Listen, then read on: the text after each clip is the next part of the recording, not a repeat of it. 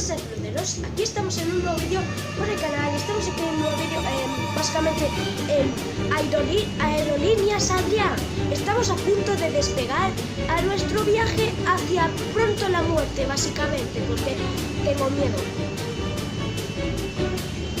Esto es un vídeo dedicado por una fan loca, no es broma, XD, la fan loca que no para hablarme. Vámonos. Nunca, ojalá tendré una fan loca XD, pero no, nunca. Estoy diciendo. Vale, esto es un poco más forzado, ¿no? Vale, aquí están como la vida de 1000 pasajeros en nuestras manos. Vamos a ser como los que estamos conduciendo, ¿no? El Océano Pacífico. Aquí, como podéis ver, vamos a punto de morir porque ese giro... Sacar el tren desde... Estamos mal estamos de la cabeza, eso está claro.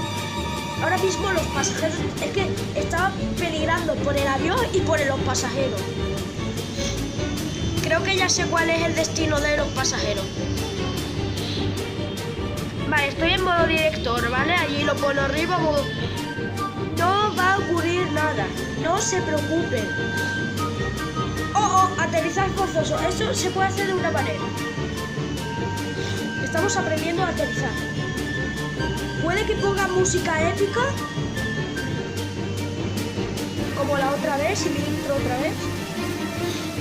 Esto está siendo bastante avasallante, ¿no? Un poco. Aterrizamos de madres.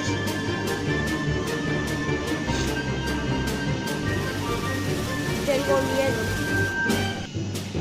Suscríbanse, también dale like.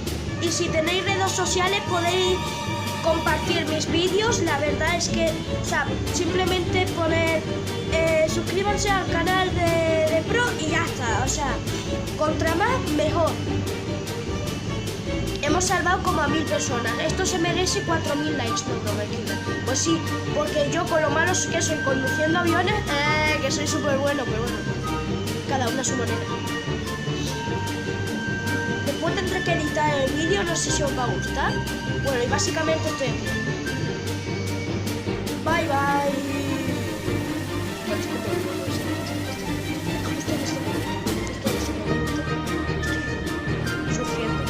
Mira mi cara. Y el avión detrás, en plan, what the fuck. Queda súper guata. Ahora vuelvo a decir que esto es modo. Bueno, y espero que os haya gustado el vídeo. No olvidéis darle like,